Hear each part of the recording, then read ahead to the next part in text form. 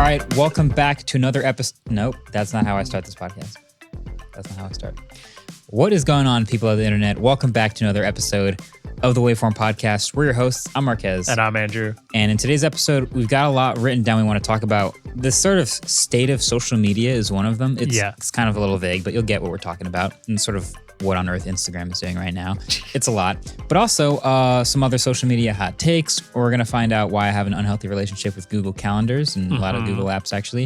And then, of course, wrap it all up with some trivia because that is still probably the most fun we have. It's very fun. So, first, though, let's talk about, well, you have a headline that you wanted to go over. So you can jump us into this one. I'll toss this in because I read the whole headline and you saw some brief parts of it. But I'm going to preface this by saying two things really quick. This is about EV tax credits in the U.S. So if you're not based in the U.S., this is not applicable to you. And this is also a political bill that is in the process of being voted on. So it's not through yet. And it also is political, which we will be avoiding the political aspect of this. We just want to talk about what the bill could be changing to EVs and buying EVs in the US. Okay, something that may be true soon about EVs. It seems like it's trending towards potentially happening. Okay. And so the bill that is going through right now is called the Inflation Reduction Act of 2020. It has a lot of stuff in it, but we're going to focus on how it's going to change the EV tax credits in the US. And do you want to give like a really quick overview of how it works now? Yeah, okay. So the EV tax credits, you've probably heard a lot in like when people review American electric cars about how they say what the price is, and then they also say what the price would be after an EV tax credit. Yeah. So basically what the government did was they said, okay, we want to incentivize people starting to jump on this electric car bandwagon. But electric cars are expensive, and we need to give them a reason to pick the electric car over the gas car. So what they did was, if you bought a qualifying electric car, the government, you could basically write it off, and you would get a $7,500, at least at the beginning, credit off of your taxes when you paid your taxes. Yeah, this was like the federal tax credit. There are some other potential different credits you can get, and this is also like you may get up to $7,500. But like the gist of it, if you want to do the most basic understanding of it, is you could get $7,500 off. It was of like your a car. discount. Yeah, exactly. So everyone would go, oh, this car, it's actually $43,000, but after the tax credit, it's only $37,000. And it was funny, actually, Tesla on their website, do you remember this? They would put the price of the car after the tax credit and estimated gas savings. And I was like, that's not the price of the car. If you go right now, the default still is under potential savings, and it's annoying. It's past that. So, and for why Tesla doesn't do that anymore is the big requirement right now currently is once the manufacturer sells 200,000 units, they lose the tax credit is over. Wasn't it like something slightly more complicated? Like it probably is. I think once you sell a certain amount of cars, let's say you're company A, you sell a certain amount of electric cars that all qualify for the tax credit, then you've run out of the credit and it cuts in half. And now you sell a certain number of cars until you run out of the half size credit, and then you sell more cars and it just tapers off. I don't know exactly what that is, but at 200,000, there's no tax credit. Yeah. So right now it runs out. Yeah, it runs out. Tesla, Toyota, and GM do not have tax credits right now. You may be wondering about Toyota. This also counts for plug-in hybrids as long as the battery is a certain size. So Tesla, GM, Toyota in the U.S. right now have no eligibility for tax credits. Yeah, so there are certain new companies who are just beginning to sell electric cars who are still in their phase of their cars are discounted. Yep. Okay. So this new plan, I'm going to go over kind of the new regulations on what would be eligible for a tax credit. And it still is, up to $7,500. Okay. So let's see. I'll just go over them really quick and we can kind of then go over how this changes the landscape. So let's see. EVs need to be built in North America to be eligible for the tax credit. I don't know what the exact term built exactly means here. Assembled, manufactured, all that. Like can't have imports. I don't know exactly that, but right now it just says built in North America. If you have a personal income of $150,000 or a household income of over $300,000, not eligible. This I really thought was cool. Discounts occur at time of sale rather than on a tax refund from the next year. That's sweet. That's really cool. But the biggest thing on here that I think changes the landscape a lot is that cars have to be under $55,000 and trucks, SUVs, and vans under $80,000 to be eligible. Okay, so they're really shrinking the eligible cars. They're shrinking and expanding a little bit if you think about it. Well, on one hand, they're starting it over. They'd be starting it over. There's no 200,000 limit anymore. Oh.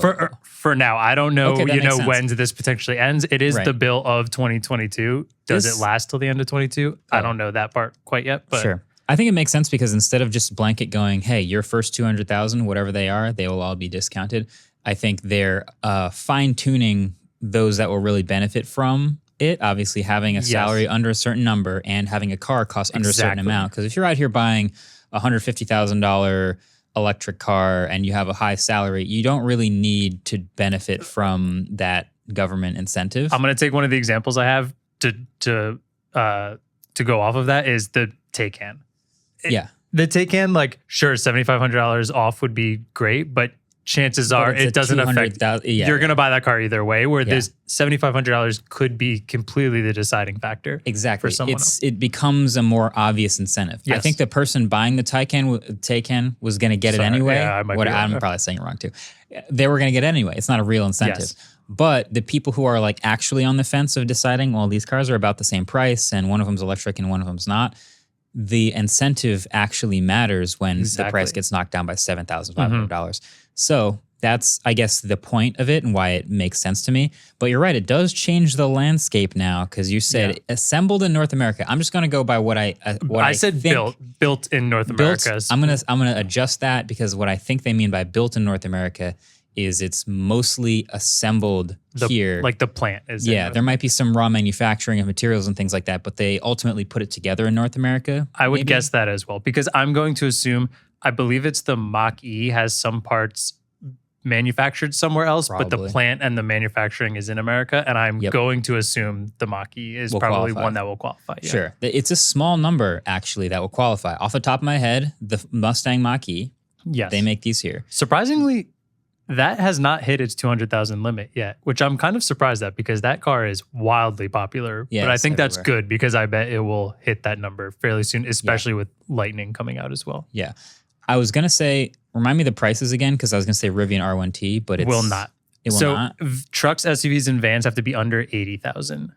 So that's also because like it starts at like 76. So is it your exact spec? I'm assuming this. Maybe if your exact spec is 76K, then it'll qualify. Don't know exactly with how. Wait, and Rivian put its prices up though. Is that 76 still 76? That might or not be. I don't think it is anymore. Okay. I'm going to assume Rivian, despite being American built, is not going to be part of this because they're very expensive right now. Okay, so that's too expensive. So then F-150 Lightning, that's assembled in America, right? And Texas. Quite a few of the models should be in there. And they're going to be low enough priced. So as long as your salary is low enough, that will be one of them. And then Tesla Model 3 and maybe a Model Y. Is a Model Y. I think the Y should count as an SUV. It's an SUV. So that's going to be under 80. Yeah, I wonder in this scenario of like what the defining factor of an SUV will be, because crossover has hit this point where it's just like the range of where like hatchback goes into crossover, goes into like small SUV, goes into SUV is a crazy. They're going to have to define that. But that is interesting though, because here's another thing like that happens sometimes is, at least has been accused of happening, is manufacturers will bump up the price. Actually, this might be different. In the past, when you still paid full price for the car, but then had to apply to get the money taken off your taxes, manufacturers would bump up the price by several $1,000s because they knew that people were counting on getting the discount. But now it's occurring at the time of sale, so the company selling it doesn't actually get the money. So maybe the prices, because I was thinking, like Model 3 in the past, all right, the price has been going up, trickling up, and you would always just sort of subtract $7,000 in your head because you know you're getting that money back later. And so Tesla would take advantage of that and keep bumping the price up a little bit because they're going to get that money anyway, and you're going to get the money back from the government. But now with this new thing, if it occurs at time of sale, it sounds to me like the company is not going to get that money and it's just happening on the spot and they won't be able to take advantage of it. I'm going to assume it's pretty much going to be the same thing, except rather than the customer getting the rebate later, the company is going to get the rebate later from the government. Like if this is a federal tax incentive, I'm going to guess that like Still has to involve the government. yeah, Tesla's not going to lose $7,500 on the sale. They're going to get that later. Interesting. Rather than, and that it's basically like us getting it later as the tax incentive. There's a lot of just me thinking out loud and not actually knowing how this works. Please, no, this is us thinking out loud. There's very little. But let's go down a couple of some of the like most popular EVs we're seeing in here and see if they will get included in this. Again, if it passes, not passed yet. We don't know if it will pass. It seems like it's trending towards that, but I just want to look at this. 3 and Y, I think, should be eligible for that. They have not been eligible since 2018, I think. Bringing it back. Bringing it back. That's awesome. Model awesome S news is too for expensive. That. Model X is too expensive. Yeah. Both of those are too expensive. The Chevy Bolt should come back because it is General Motors, and they lost their credit, so they didn't before, and that is definitely under 55,000. So that should come back. Mach-E we mentioned before definitely should be totally fine. Rivian's American, but I'm pretty sure it's too expensive. If maybe the base model. Yeah. We mentioned Taycan already. No. Here's where I get kind of upset. Also, Taycan is Porsche's German. It's German as well. That's not, it doesn't fit at all in that bill. Cars, like, I think my two favorite and the EVs I think that are like being very hyped up and changing a lot right now is like the EV6 and the Ioniq 5, both assembled in South Korea. So these will not be part of the tax incentives. Whereas if you're buying one right now, it's in that 200 unit, so you would be getting it. So they would lose that discount. The potential, they would lose that. And then also along with, like, if you really think of a lot of the places making EVs right now, Volvo, Toyota, Subaru, Nissan, all of them have announced them really recently or just come out with some. All of those would lose it. Japan, Belgium, everything like that, like not US made. So for the companies who are making it, it potentially hurts their US sales a little bit specifically. And like you said, I've seen a lot of Ioniq 5s and EV6s out there. We are currently testing an Ioniq 5 and it's super sick. And as soon as you start driving it, you realize how many are also around you. You start seeing them everywhere. It's one of those things. And so maybe, I imagine a lot of people who are getting that car are also actively taking advantage of that tax discount. So yeah, that'll be curious to see how it affects specifically US sales of those models. Do I think it changes the landscape of like the Porsches and the Hummer EVs of the world, the $80,000 plus EVs that people are just going to get anyway? Not really. No. I think they're still going to have a market for them. But yeah, as far as adoption, that's what we're most concerned about. And it's also such a crazy market right now. Cars are just expensive right now. Yeah, so which I kind of want to toss out here, and I just looked at it right now. The Model 3 rear-wheel drive is $46,900.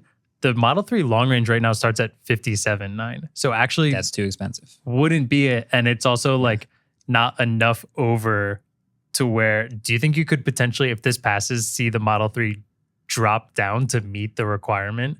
And then, because at this point, right, that would incentivize more people to buy. And if you drop it down to, oh, I see what you're saying. What is it, 55? So if you drop it down to like 54.99, and then they would be getting. So you're saying, because I imagine. No, I guess, no, yeah. I was imagining like Tesla sees the $55,000 price line show up, and I don't really see them lower their price actively very often. So I imagine they'd be like, oh, bummer, you have to pay full price. But that's interesting. You're saying they might lower it to $54,900 so that people see that and go, oh, I'm going to get a discount, and they'll buy that car more often.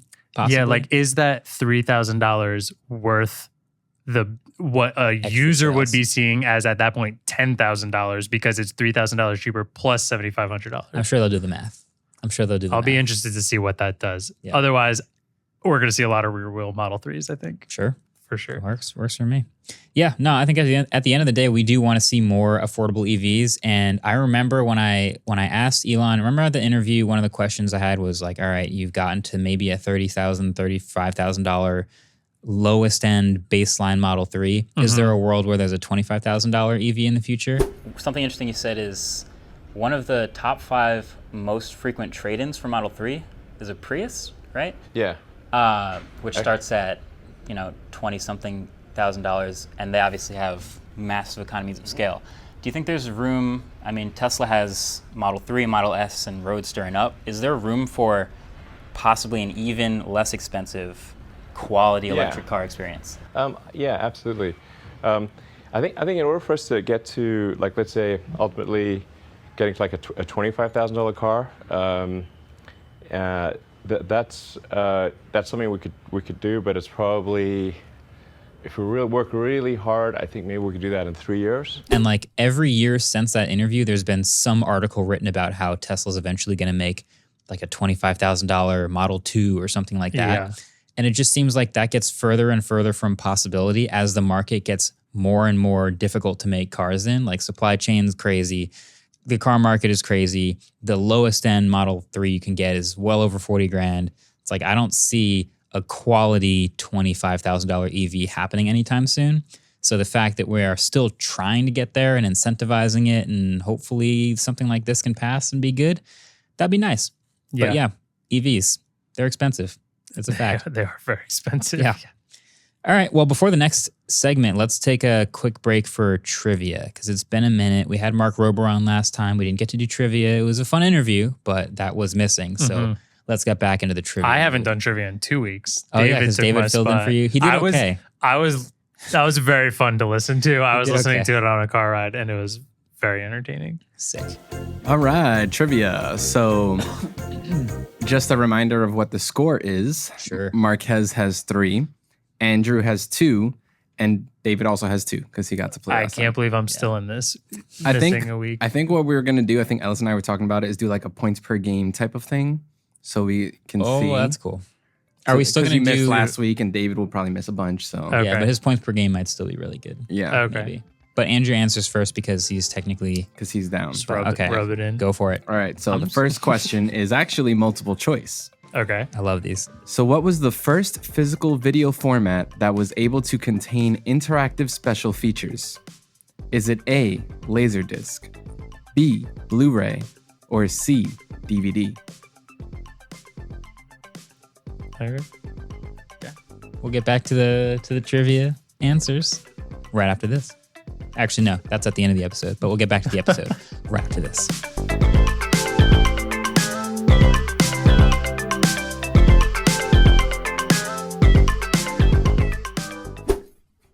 All right, welcome back. I kind of want to talk about social media. I have this listed as the state of social media. Kind of like how we used to always go over the state of 4K, but like recently on like Twitter and all over the news, everyone's complaining about Instagram. And I'm fully on board with it, but I mean like I've seen this. to the point like why can't I remember the Kardashian? Kylie Kardashian. Kylie Jenner. Yeah. I'm an idiot. I'm No, sorry. yeah, Okay. totally fine. She's the biggest account on Instagram right now. Yeah. Right? Posted about how Instagram's terrible. And Actually, we looked it up recently. One of the biggest. I thought, Easily one of the biggest. okay, yeah. Yeah. So anyways, Instagram's making a lot of changes recently. And a lot of people, I think every friend group I have, I've heard someone complain about Instagram recently. And I just kind of like, let's take a minute. Let's talk about some of the different social media sites out there. There's a lot of different little tidbits in the news about all of them. Let's kind of rank them a little bit, Okay. and let's go over how we use them and what we like and what we don't like about them. I have an idea. Okay. I have an idea. I'm going to do a tier list. Okay. I'm going to do like tiers for each of them. That's a great Clips title. But each one of them, I'm going to give a tier based on if I am a creator on that platform and if I am a user of the platform. I like that a lot. So it might be different for each one. So let's start from, you want to start from Instagram? That Let's seems like start the best one. Instagram. It's what everyone's talking about right All right, now. so everyone's complaining that you're getting all these posts in your feed that are from accounts you don't follow. Hate and it. there are videos all the time. It's Hate just 'em. random stuff. I keep seeing them. I keep hitting the little X. It's so annoying how often they pop up. Yeah. But that's the main complaint. Do you remember when you couldn't upload to Instagram at all? You could only use the camera and post what you took in the camera. I don't remember that. The beginning of Instagram was you opened Instagram and you hit the camera button and it opened your camera and that's what you had to post. And then maybe you could add a filter after. And then it was a huge deal when you could upload a new picture to Instagram. That was a big step. And then there's another step where you could start adding videos, and we went through the whole IGTV thing. But that works great. at its core, Instagram was just pictures. I like that. I like saying the core, like what is the core of this? The core of this was you follow people that you're interested in. Pictures of your friends. And you want to see what they're up to through pictures. Sure. Now, we'll get to Facebook later, but I actually could make an argument that that's never what Instagram was about. But that's what we want. That's what we like to feel like Instagram is about. Pictures of your friends, right? Yes. So now it's like they're shoving you things in our face. The Explore page is just chaos. It's reels. It's all this stuff I don't care about, but they're just putting it in my home feed. Stop it. I would say, as a user of Instagram, which I am, Instagram is like it's like a B tier right now. Okay. At this very moment, if they change nothing, it's like B tier. It's kind of getting annoying, but we still use it. People still post stuff. Photo dumps are a thing. Reels are interesting. As a creator, Instagram is actually A tier. Okay. It's A tier, but it's not S tier. Not S tier. You already know what's S tier. Yeah, it's YouTube and TikTok, but we'll get there. No, not a lot of people agree with us. Instagram is good for posting things and getting them fairly predictably seen. Like if you know you want your video to be seen, you make a 60-second or less vertical version of it and put it in Reels, and it will be seen. That's just the way Instagram works right now. It's also Adam Mosseri, for as much as he gets roasted on Twitter, very transparent and open about what they're doing on Instagram. I did not I think his last, so he got torn apart on Twitter about a week ago because he had to make a statement about all of this. In fact, I think they rolled a few changes back, or maybe they just rolled back the testing they were doing. It was like a full screen. Like a small test. But he mostly said, now I want to be clear. We're going to continue to support photos. It's part of our heritage. I love photos. I know a lot of you out there love photos too. That said, I need to be honest. I do believe that more and more of Instagram is going to become video over time. We see this even if we change nothing. We see this even if you just look at chronological feed. They have the data. It's hard to argue that. But a lot of the stuff he made it sound like this is what we're seeing going forward and this is what you want. This is where we have to go. And it all just felt like this is how we're making the most money on it. And I didn't love it a lot just because it felt like I hated that he was giving all these like weird little ways to kind of fix it by like, if you really want to see what your friends are up to, add them to your favorites. It's like, I've got more than 10 friends. I would not like to do it that many times. Or like you can snooze them, but you can only snooze recommendations for 30 days. So every month I have to snooze recommendations again. That's terrible. And we want to promote small creators by putting them in the recommended page so more people can find them. It's like, cool, you have a tab right next to my homepage that does that already. And I actually really enjoy that tab. There's a lot of really great stuff on there, and they do recommend a lot of stuff. So this is probably where we have to talk about TikTok because pretty much all of the changes that Instagram has been making are a response to TikTok and or a copy of what TikTok is doing so well. So when we say that, like you, for example, you have the group of people you follow, and if you ever want to explore and see new stuff, I'll go to the Explore page. That's fine. Well, guess what TikTok's doing right now? Eating everyone's lunch, and all they show you is stuff you don't follow.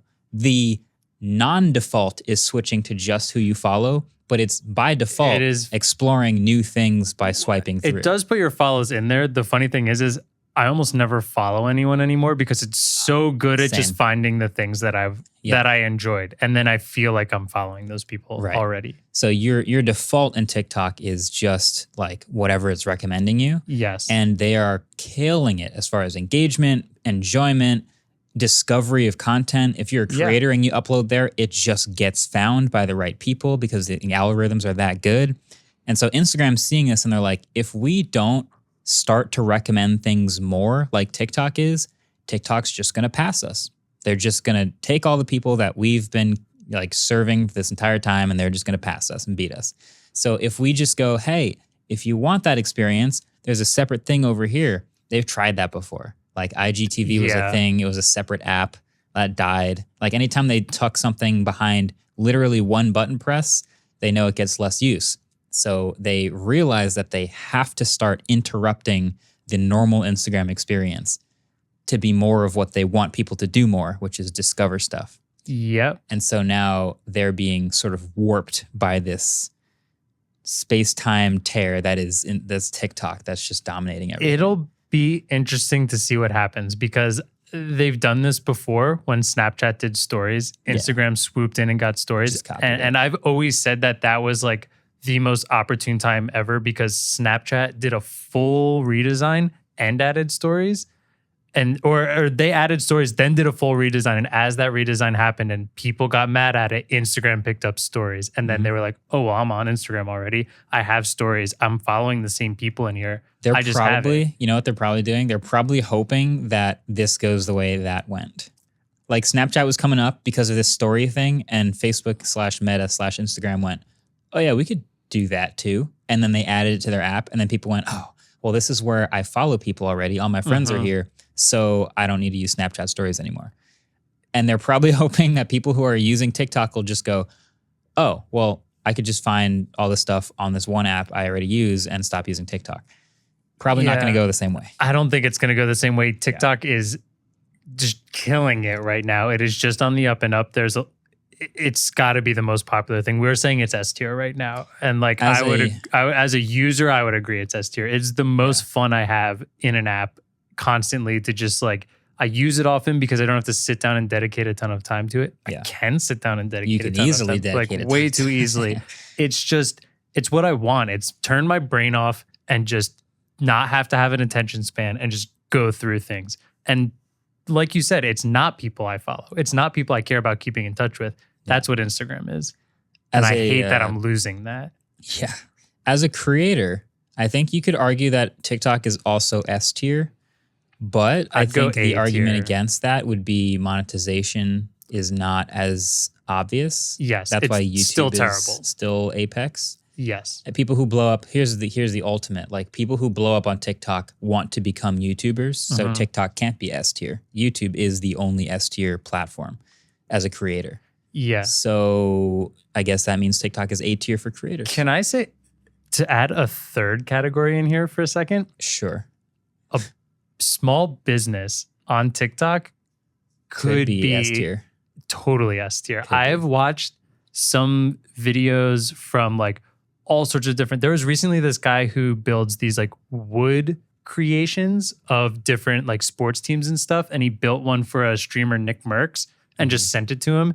Nick showed it on screen. And all of a sudden he's like, I'm backed up for like 6 months. And that's just because they found the TikTok video of him sending it to him. Yeah. And like now he's getting invited to baseball games and giving baseball players these wooden like structures or whatever he makes of their jerseys. And like you just see all these like different businesses and they can create these little communities and then those communities are posting and then you see the video only has 1,000 likes, but you can see the sales they're making are like insane. It's fun to watch. It's also really cringe to watch the businesses that are specifically trying to go viral on TikTok instead of just like interacting organically. And if something picks up and catches, then it just works. That's what I've seen. Because I see a lot of them who are like, all right, we are joining TikTok with the explicit intent of going viral. Let's do it. Yes. And then everything they post is just trying to like lean in and it's not a good look. I agree totally. I actually think it's the non-viral posts that get the best stuff out of it. Because like if you can just get into that like small community and like TikTok is so good at recommending things. I like got recommended this random like pre-workout guy who like just started a business making this pre-workout. And he just like, all he does is he's like, I'm going to tell you everything I'm doing, trying to create this business. And I follow this guy religiously now because it's just fun watching him create new things on it. It's really interesting. I don't know where we left off. We got Instagram. We've got our tiers for that. TikTok, we're pretty set as like S tier as a user, A tier as a creator, obviously on the come up, doing massive numbers. The most viewed thing I've ever watched or created is a TikTok, and I've made $0 from TikTok. If TikTok's creator fund could get better, it would be S tier easy, but it's still really bad now, and Hank Green talks about that still a lot. So if you want to follow that, follow Hank Green. Yeah. Let's see. I have a hot take on Snapchat here. Okay.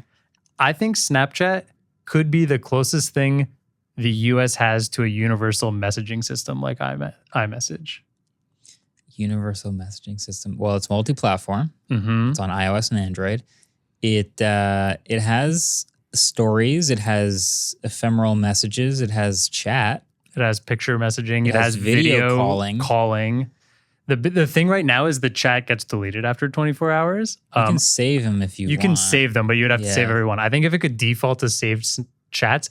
So you and we grew up with Snapchat as the like, oh look, I saw a squirrel eating a slice of pizza on the ground over there. Yeah, I'm gonna take a picture that I Snapchat. don't care about and just send it because it's funny to a couple people. Yeah. But the generation under us is like, they're not giving out phone numbers, they're giving out Snapchat accounts. And that's how people are. I feel is such true. like, That is really interesting. like old, like a boomer here, but like that is what's happening. And I stopped using Snapchat a lot because I thought it got annoying because there were just like too many groups I was a part of that was just like constant message, like It's like pictures. all I have now. It's just groups. I stopped doing it. I left all the groups. I turned my notifications off. And now recently I turned my notifications back on because I'm missing the just like, this is a funny thing that's happening in my life right now. And I want to send that to 4 other people I think that would think that's funny. But I won't send 4 picture messages to do And that. I won't put it on my story because only the people I'm sending it to will Exactly. understand what I'm Yeah. Exactly. So like but yeah, it has video calling. You can send pictures that don't get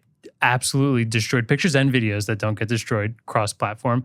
So many people on iPhone and Android are using it. I think as we get older and the younger people start using it more, it's going to get more and more popular. And I think it might be the closest thing we have to. Sounds like your tier is pretty high then. If you put it in a tier as a user, how high would you put Snapchat then? For me, this is something that could happen. I still It's a Snapchat is possibility. fine. It's a I hot think take still. Snapchat's it's B tier. B tier? Yeah. As a creator, I mean, there's Snapchat shows and you can As a have creator, a I public don't- yeah. Snapchat, but like at best, like people aren't just finding or discovering it. I think Snapchat as a creator, as far as like getting your stuff out there or monetizing, has got to be D tier at best.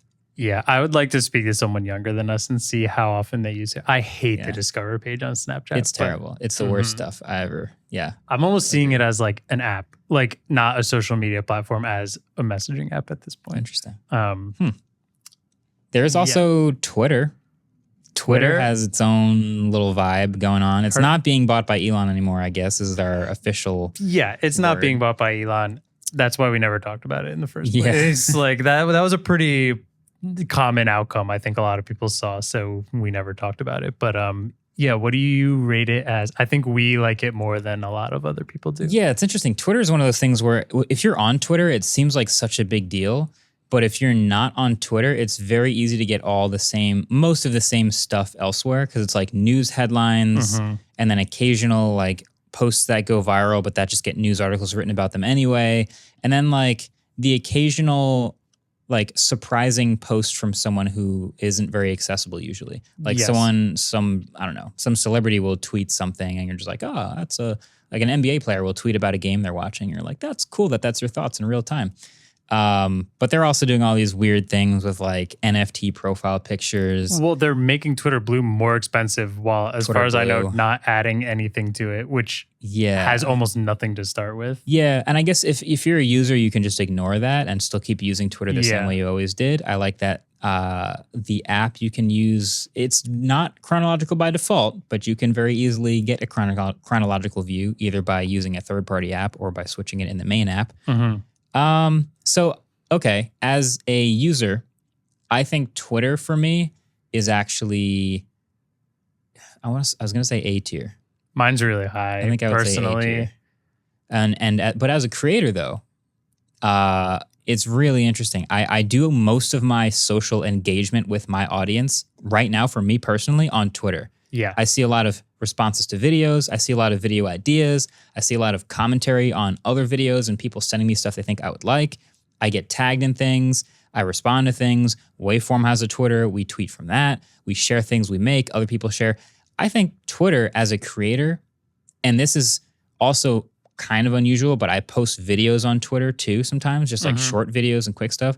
I think for me, it's also A tier. Twitter is also A tier. I can agree with that. I think as somebody who follows a creator, it's S tier. Like it is the best chance you're going to have at actually having some sort of interaction with somebody That's a larger that really you good point. follow. Yeah.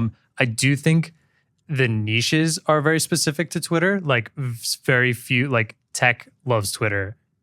NFTs love Twitter, but I know like some cooking channels that are huge on Instagram, and then I go to their Twitter and I'm like, is this like a personal account you've never touched? Or I know people who have 500,000 people on Instagram and they'll have like 3,000 followers on Twitter. It's just like a lot. There are a lot of people who don't use Twitter at all. Yeah. No, I think you're right. It is probably out of like all the stuff, Instagram, Facebook, whatever, it's probably your best chance of interacting with some random connection. Yeah. Just of someone. Like you said, we read a lot of it because it's easy to just scroll through a lot of different suggestions and comments and recommendations and stuff. Yeah. Do you pay for Twitter Blue? No. I do. Know. Would you? I would have thought about it previously if you took ads off completely. Yeah, I think I'm going to unsubscribe. Yeah, I don't see a point for it.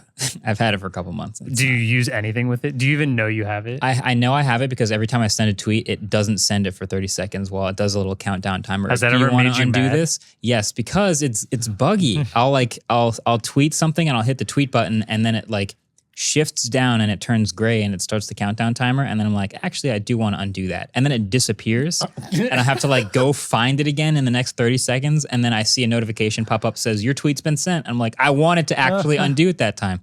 Yeah, I don't think Twitter Blue is very good. And I will be retracting my subscription. Thank you very much. Later. Yeah. What else we got? So we got Facebook. F tier garbage. F tier, but Facebook used to be, that's funny, Facebook. Facebook used to be where your friends are. So it was A tier because that's your actual friends and your actual connections. Sure. And just for that reason. Yeah. But it's such a cluster now. It sucks now. It's just recommended garbage and ads. And it's your oldest friends from high school. It's your parents. It's my family and Facebook Marketplace now. That's what it is for me. And even that is...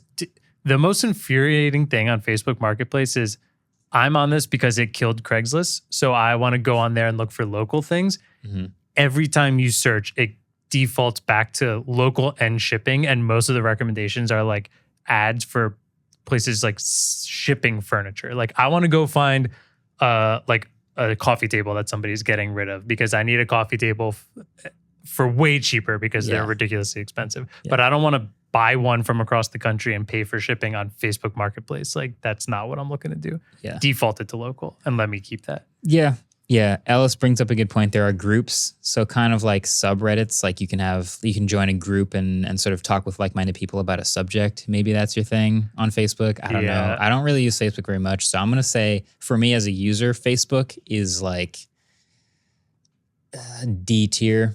Sucks. It's not that great. It sucks. It's not F tier because it still works and it's still like I don't connect with any of those people on any other social. And then as a creator, it's awful. It's terrible. I literally have to pay to get my posts seen. I hate that about it. I'm saying F tier as a creator. It sucks. Yeah, sorry Facebook, but not sorry Meta, whatever. Yeah, I'm gonna wrap this up. Have you heard of Be Real? I've heard of Be Real, and maybe I should investigate a little bit. Do you want to explain it? I think like 4 of us attempted to use it in the office. Okay. I want to start this out to explain it. Okay. Basically, you sign up for this account. You and your friends at some point during the day will get a notification that says like, take a picture of what you're doing. Random time? Random time. Okay. So in that time, you have to take a picture and it takes it with your front and your back camera so you can see what you're looking at and what you look like in that scenario. Okay. So I think that's actually a really good idea. It feels like, you remember Beam, right? Yeah, Casey's. Beam. I was going to bring up Beam because Beam was all about, you don't get the polish of like looking at what you captured and editing it and having a filter. Yeah. You just put your phone up to your chest and it would just capture whatever you're doing. And that was it. I liked the thought behind that of like, I don't want it to be polished, but putting it against your chest means you could just like also potentially completely miss something or like the scenario of that happening is much harder. Where this is like, it lets you take the picture and then you'll be late if you don't do it right away. So you can kind of like cheat. So like you have 2 minutes to do it. You can at least take a nice picture. You can't edit it a bunch. And you also have to look at yourself. So it's like, it's that in the moment, but at least you have the opportunity to get something that actually shows the moment you're in. Yeah, I like that a lot. Great idea. Cool. It is a cool idea. Everything else is so polished. Even in like Instagram stories, it's like you can just upload a file from your desktop. Like everything is so constructed that like I think people still want a very raw version of things. With Twitter, you can sort of just dump your thoughts in text and that's kind of raw. But I think Be Real, maybe that's like a sort of, it's kind of what Snapchat stories, Instagram stories used to be a long time ago. I can kind of see that too. Yeah. Just a trash thing I'm going to throw out. Does it live forever or does it disappear? Or It's actually a good question. Post to a group or something? Here's why I might not know about that, because if we're going to talk about not being polished, that's what this whole app seems to be, because it is a total mess. It is awful. It's iOS and Android or just... Yeah, we haven't used it in probably a month at this point, so maybe some things have changed, but all of us stopped using it because of how annoying it is to use. It should be really simple. It should be like, here, take your B-reel right now, whatever you're doing. Mm-hmm. I would come up into the like camera app inside it, take a picture, nothing would happen. Then all of a sudden it would just like nothing would happen. I would swipe out of it and then I would look back and it posted a picture of like my face and like whatever was in front of me, like super raw and not in focus or like motion blur because it probably took it when I moved the phone after that. It just would back in your completely freeze. Yeah. And like trying to go into other people's pictures and trying to leave comments and stuff. Basically everything that might not work didn't work at some point. I think every button I pressed in that at some point broke. It was awful. I couldn't stand it. So all of us have stopped using it. So it's a baby. It's a very early app. Probably has too many users and it has too many bugs to fix and it's not very good. It sounds like it's getting better and it's getting popular. I hear a lot of people using it, but I've also heard a lot of people having a ton of issues. I've heard it being mentioned. All right, I'll let you put it in tiers then. For a creator, it doesn't feel very creator based at all, which is why I like it so much. Idea, A tier, execution.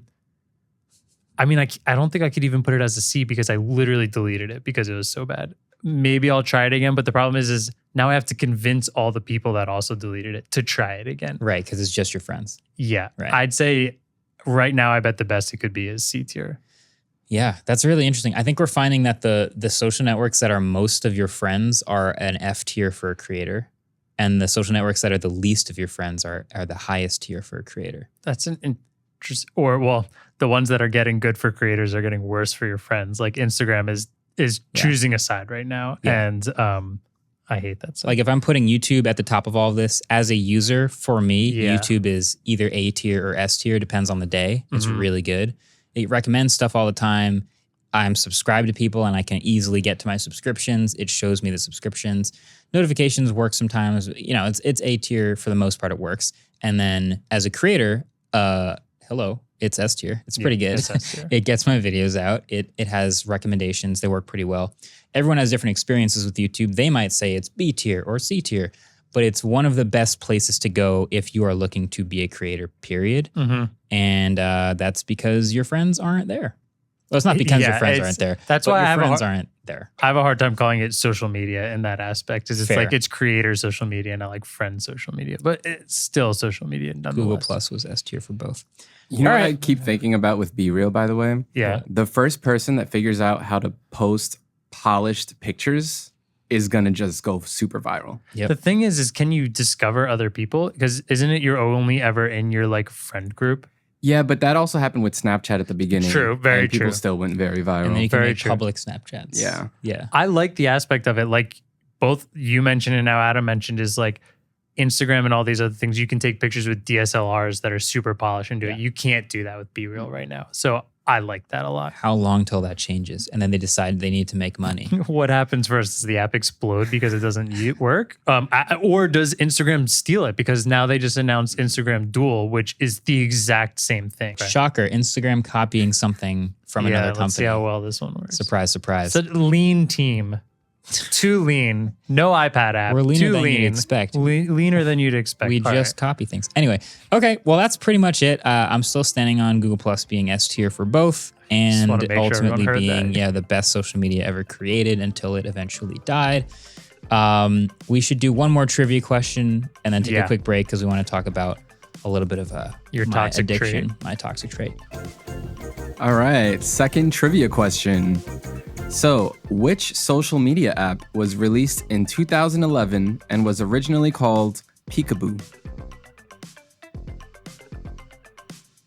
After the break.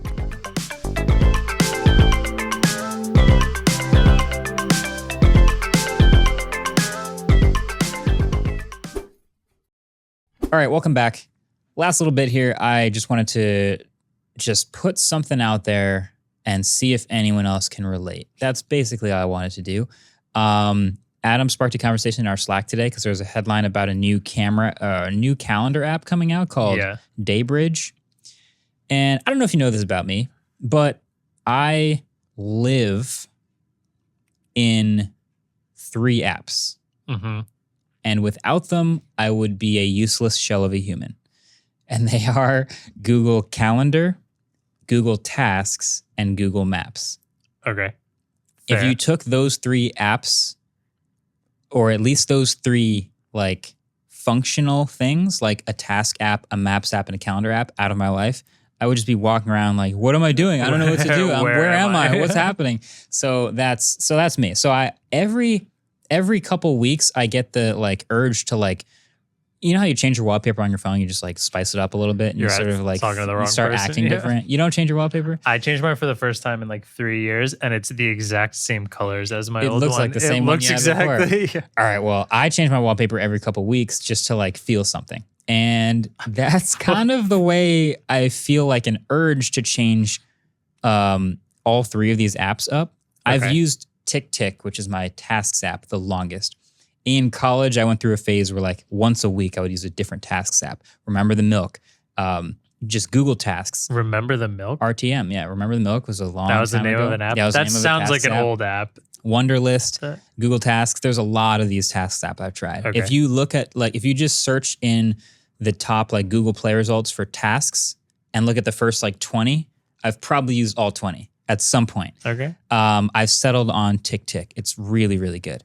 Google Calendar, once you like live in Google Calendar long enough, you have like a couple things set up. You're subscribed to a few calendars. Like things are sort of like built in. You can't really leave, but the UI and the app itself is like okay. It's fine. Yeah. So I like trying other calendar and organizational apps that will like loop them all into one place and maybe look different, give me some functionality. I just get nonstop ads on Facebook and Instagram now for other task calendar apps to like wrap them up. I can't even remember the names of them anymore. So I just wanted to share that I am very susceptible to trying new organizational apps, especially with tasks and calendar. Okay. And like, so you said you love TickTick. Yes. But you are open to ditching it at any point if you can find something. Literally, if it just looks better. If it it literally just has one feature TickTick doesn't have, I'm like, maybe I'll organize my life around this one feature. Possibly. So let's dive into that a little bit. Like, you say just looks better. Do you think right now the UI on most of these are really bad? And is it like ease of use? Is it just straight up aesthetics? Like, what is you create your perfect calendar app? Yeah. Okay. Well, so calendar is pretty straightforward. It's just got to let me quickly and easily create events. Okay. And then let me create them with my voice or just by typing them, and then just put in all the information I know about them, especially location, because if it's just going to tell me what the event is but not where it is, it's useless. So tell me where it is and when it is and what it's called, and I can be there. Google Calendar is pretty good. I don't think it's the most visually appealing, so I would like one that looks better. And if they have any other, a lot of these just have like cool features for like figuring out where your events are going to be. Like a lot of people will go, hey, you want to set up a meeting? Here, just input your time somewhere in my Calendly. I think it's called Calendly or something like that. Yeah. And it'll just like give you a bunch of slots and you can like input your meeting time on their calendar, like stuff like that. Google Calendar doesn't let me do that. So I always have to go back and forth on the tab and figure it out. So I just look for cool features basically. And then with tasks, I am constantly writing down what I have to do, because if I don't write it down, I will forget it and I will not do it. So I have to write everything down. So it's got to be quick to let me write things down, and it's got to be quick to let me organize them and remind me to do the things. And if I can somehow sort of associate it with a calendar so I know what I'm doing on what day, that would be nice too, but not all of them do that. And then most of them are pretty ugly. So that's sort of a shame. Okay. One thing I was reading about this Daybridge new thing, and while most of the stuff they've talked about are future plans, one thing I did like about it was it seemed like all of the different events and stuff on it could be essentially input as things that are more important and not as important. Like if you're expecting a package to come between 9 and noon, it would be like a more transparent thing on your calendar, because when I look at your calendar on your computer, I have an anxiety attack because it's just like 50 giant different colored bold bubbles, and it doesn't look like you have a free second for the next 5 years. Like it's terrifying. So like having that little different aspect of like, you know, this is on this calendar for today, but it might just be something I'm expecting and like to keep thinking about, not I need to do. Yeah. I'm looking at this now because I hadn't had a shot to look at it. Like you're right. Like I will put check into a hotel on my calendar. Yeah. Because when I get off the plane, the first thing I need to do is Uber to the hotel. And where do I find that? Do I find the email? What do I do? So I just make an all-day calendar event for the days that I'm in the hotel, and then I put the location in the calendar event for the hotel. So I get off the plane and I open the calendar event. So it'd be nice if it didn't take up a whole thing at the top with a calendar event, but I still need to remember where to check into the hotel. So they put it in this little transparent thing. Yeah. That's cool. I hate to be the bearer of bad news, but right now all Daybridge has done is like make the calendar, and all these features are things they're working on. So I'll try it. Yeah, it looks interesting. But I do agree, like tapping on my phone into like a Google Calendar app and having to scroll down just this like needlessly big box to get to something else at the bottom feels like really bad UI. Yeah. I don't love it. Yeah, it's a lot. I have a question for you. So pretty though. What? I saw an argument about this on, actually I saw it on our subreddit because I guess I kind of know the answer, but are you the kind of person who puts take out the trash on your calendar? I am. Okay, so it is both on my tasks list and on my calendar. Is it? Okay. It is a repeating task in my task list, which is associated with my town. If you go to their website, you can subscribe to a Google Calendar that's customized to what block you live on and when they do trash pickup. So That's intense. I went to my town's website. I found the lookup for like when trash is, and it's like putting your address. Okay, here's the block that you're on. Now, do you want to subscribe to the recycling calendar or the trash calendar or both, or the leaf pickup calendar? I subscribe to like 6 of them because they're the things that I need to know about. And now they all show up in my Google Calendar. So Your I can calendar sounds terrifying. It's so useful. It's a fever dream. It's so good. Wait. Yeah. If you're subscribed to that, when does it tell you to take out the trash? I have a notification set to remind me 10 minutes before. 10 minutes before they that's come, just the or calendar? Yeah, 10 minutes before they come is. Oh like my 7 God. in the morning. What? But it's in the morning when I wake You're up. too responsible. Mine goes the night before because it's a 2-hour window because that's what I need. That's what I do with tasks. So with the task, I told myself to take it out the night before. But when I wake up and I get that notification saying the trash is going out in 10 minutes, if I haven't already done it, I'll do it. But I did have to manually do the repeating tasks to remind myself to take things out. If there was a week where that was deleted, like someone pranked you and deleted that, would you take the trash out? No, I would not either. I would not take the trash totally out. miss. I would see the pile getting bigger in my garage, like, that's weird. And I would just leave. Yeah. That's what happened. I have to say, like wearing a smartwatch more and more often, having the take the trash out thing come up on my watch has been amazing because most of the time I'll get home, I'm going to go like make dinner, do some stuff around the house. So I put my phone down. And then when I finally am like changed and I sit down and then I see at 9:30, take the trash out, I'm like, it's the and I have only to go reason you put do my it. shoes on. Yeah. So getting it right at 8 o'clock on my watch while I'm up doing things, it's like, oh, I got to do this now. So I don't have to take my shoes off and I don't have to like, put a jacket on or anything. Yeah. It's a lot. I map out my life in the calendar, and there is no task too small to put in tasks. Like I reminded myself this morning to pack my frozen lunches to bring here because there is 0% chance. I forgot yesterday. And then once I remembered yesterday, I wrote it down and set a reminder for this morning so that when I was about to leave, I got a reminder saying, put your lunch in your bag. I wouldn't have done it without that notification.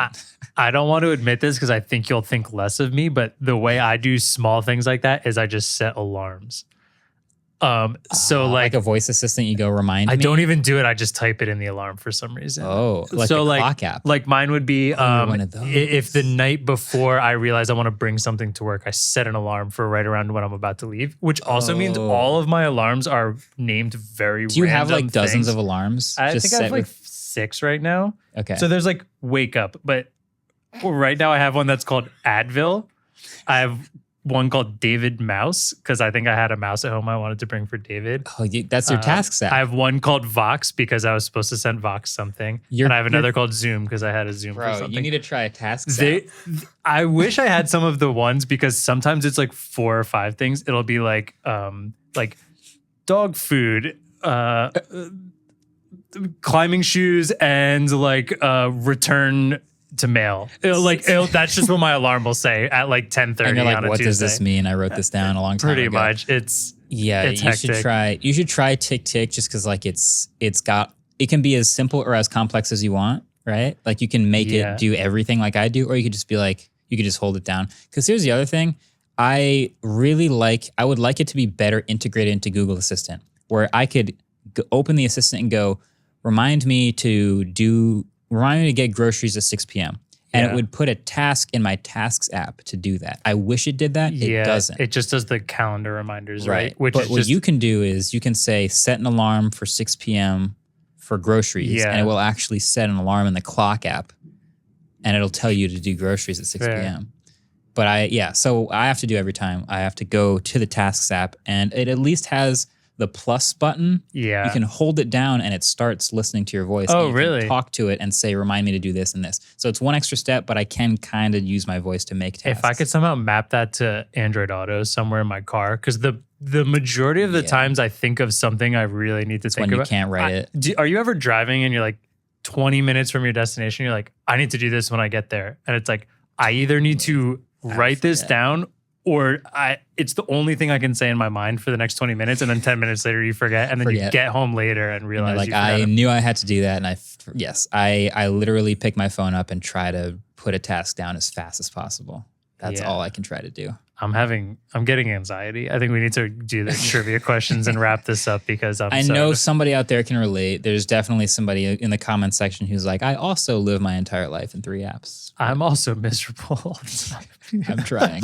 I'm really trying. Anyway, Let's do it. That's about it. That's it for now. Yeah. But let's get into the trivia answers to the best of our ability. All right. So, trivia question number 1. What was the first physical video format that was able to contain interactive special features? Multiple choice. The options are A, Laserdisc, B, Blu-ray, or C, DVD. Andrew gets to answer first. So when you first said Laserdisc, that sounded right to me. I'm a little worried that it's too early. I think the multiple choice is actually messing me up here because I think I never like to pick the earliest or latest thing on a multiple choice. So that scares me. But I'm going to go with Laserdisc because I remember using them in school and I thought the teachers were able to do things off of it. Marques. I am too young to remember what Laserdisc can or can't do. There was very little from that I got to experience. So just for that reason, I have to pick DVD. I'm worried you're right. The answer is Laserdisc. Let's go. Wow. Youngin'. Nice. Yeah, never Enjoy used your it. Snapchat, kid. What is a Laserdisc? So, I had to Google it too. I didn't know they're what like it was. it's like a It looks big cool. disc though, Yeah. right? It's not small. Ellis knows things that How I big can is only a dream of. Laserdisc. I'm They were looking up a used in picture. school a lot. Oh yeah, they're huge. It's like a giant DVD. Whoa. Literally 12 inches across. It's like a frisbee. Oh, if I'd seen that, I would have picked it. It's the size for those who are like me who have never seen a Laserdisc. Imagine you Record. probably know what a record is, but it looks like a CD. So it's a CD the size of a record. Oh my god, that's incredible. Yeah, of course that has the same features. Sure. Okay. Yeah, I believe you. It's worth noting also that giant disc in the player would spin at up to 1800 RPM. Oh, did that was- make sounds? Yeah. Crazy sounds. That's awesome. That made crazy sounds. All right. So we're all tied up. Marques 3, Andrew 3. Who answers first? Oh. When we're tied. Oh, that's a great question. Momentum swing. You keep going, maybe. What's the next question? I forgot. It was a social media. I got to go first on this one, so I'll let you go first on Oh, this okay. one. Okay, cool, Yeah. nice. We're working on a way to fix this. It hasn't gotten here yet. Oh, Okay. We're doing well.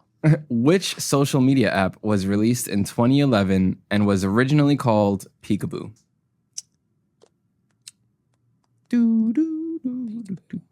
Peekaboo. 2011, I was a senior in high school. I was already on Twitter. It's not Twitter. Peekaboo sounds like ephemeral messaging, but Snapchat already existed. Maybe it didn't. Peekaboo? I don't think Snapchat started as Peekaboo, though. But it sounds like it, doesn't it? That would be my Peekaboo? guess, if I'm being honest. I'm It trying to think of sounds anything like else. Like a quick look at something was like a Snapchat. And Peekaboo also disappears. Like Snapchat disappears. What if we what if we both answer Snapchat at the same time? That's the only thing I can think of. You don't have to answer differently than me, but I think if Yeah. we both want the points, we probably both have to say Yeah, the same. I'm just saying, like, I think I would do that. I think Snapchat would be my guess. I have a feeling I'm wrong because I feel like it was always Snapchat, but I can't think of anything 2011. else that had disappearing messages. So I'm just In- gonna say Snapchat. It wasn't one of those weird. What was the one we were talking? Yik Yak, right? It wasn't something like that where it was like you can post something to a local region, and Oh, do you remember that? I used to use like Foursquare and check into locations. Remember those? And there Yeah, was a competitor with like an orange logo that I forgot the name of, but that wasn't Peekaboo. I don't know. now I'm just confused. I'm- It's one of those things where you think of like social media as just like Twitter, Instagram, Yeah. Facebook, and then you realize social media involves a vast Don't majority forget of different Circles, things. Buzz, Google Buzz. Remember Ping in Actually, you should iTunes? probably guess it's a Google service because that's your best. because it doesn't guess. exist anymore. Yeah. Ping was the music one in iTunes. That one didn't last very long. Circles and Buzz didn't last very long. Google Plus didn't last very long. That was Circles. Wait, was the question originally called Peekaboo? Or Yeah, it was originally okay, called then I'm Peekaboo. going Snapchat because it's still The around. first name. Yeah, I let's think, do. I think it's Snapchat. Snapchat. Okay. Snapchat. All right. Wow. So tied up at 4-4. Almost talked We ourselves got out of that. ourselves a game. Yeah. Yeah, as you guys were talking, I was like, oh, I gotta keep a poker face. Gotta keep poker face. That's pretty solid. Okay, Peekaboo. So they eventually renamed it to Snapchat. Yeah. Cool. Better name. Better name. Much Yeah, better name. I wouldn't use Peekaboo today. That's for sure. Well, that's about it. Again, hopefully you can relate to my toxic trait, but thanks for listening to the rest of the episode as well. We appreciate you. We'll be back next week. We got a lot to talk about. And like I said, stay tuned. We've got videos coming. We've got a car that we're testing. We've got Techtember is like a month away. Just throwing that out there. Like it's all happening soon. We have an event next week, don't we? Yeah. Samsung's going to show us To some start. phones. Samsung's always like gets the ball rolling. So Yeah, that's about the marker of the beginning of the end of our calendar. You should see my calendar. Yeah, You don't should look see at your my calendar after man. that. It's nuts. Anyway, we'll talk to you guys next week. See you then. Peace. Waveform is produced by Adam Molina and Ellis Rovin. We are partnered with Vox Media Podcast Network, and our intro outro music was created by Vane Sill. Thank you.